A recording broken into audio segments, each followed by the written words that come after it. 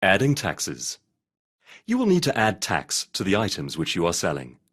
You can either add a default tax to be applied to all the items you're selling, or you can add one or more individual tax rates when adding a new product. To add taxes, click on the Stores button on the left-hand side menu on the dashboard page. Then click on Settings. You will notice the Tax tab at the top of the page. From the Tax page, you will be able to add your store's tax. Provide a label for your tax and the percentage that needs to be added. In South Africa, the VAT percentage is 15%. Once you are happy with the information you have provided, click Add Tax.